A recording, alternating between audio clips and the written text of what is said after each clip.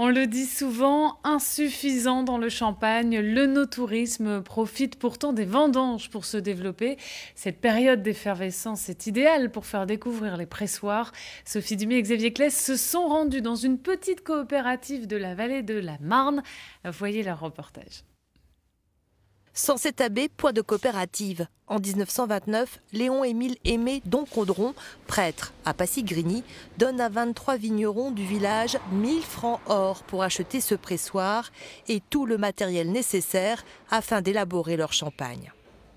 Quand il a donné l'argent aux vignerons, il leur a dit, premièrement, vous allez produire un champagne 100% meunier, ce qui est très important pour nous puisque c'est vraiment notre identité aujourd'hui. Il a également donné une deuxième condition qui était de se faire inviter à déjeuner et à dîner tous les soirs chez les vignerons pour profiter bien sûr du champagne qui était produit dans la coopérative de Passy-Grigny. Selon la volonté de l'abbé Doncondron, cette coopérative est même devenue la spécialiste du meunier. Forte de ce savoir-faire et de la richesse de ses anciens outils, le circuit de visite de la coopérative a été complètement repensé. Aujourd'hui, il s'agit de proposer des prestations à la carte. Ce jour-là, un couple de touristes australiens et leur chauffeur sont attendus pour une découverte historique, pédagogique et très technique quant à l'élaboration du champagne. Ce que nous souhaitions, c'était de vivre une expérience sur mesure pour déguster et visiter afin de comprendre l'élaboration du champagne.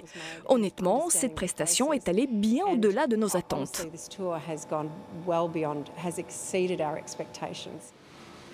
Avec 3 à 4 000 visiteurs par an, une inscription au patrimoine de l'UNESCO, l'enjeu œnotouristique est capital. La coopérative propose des visites à la carte à partir de 12 jusqu'à 250 €. La Champagne souffre d'un tourisme qui est encore trop faible et donc je pense que ce type de prestation permet aux gens, pourquoi pas, de rester une journée de plus en Champagne. Et donc ça c'est très important puisque ça va nous permettre de développer le tourisme en globalité et pas uniquement le produit champagne. Des repas au champagne, des accords champagne et chocolat ou encore fromage et champagne, des pique-niques, des propositions de tours en hélicoptère ou des balades en voiture ancienne, tout est possible pour conquérir la clientèle œnotouristique.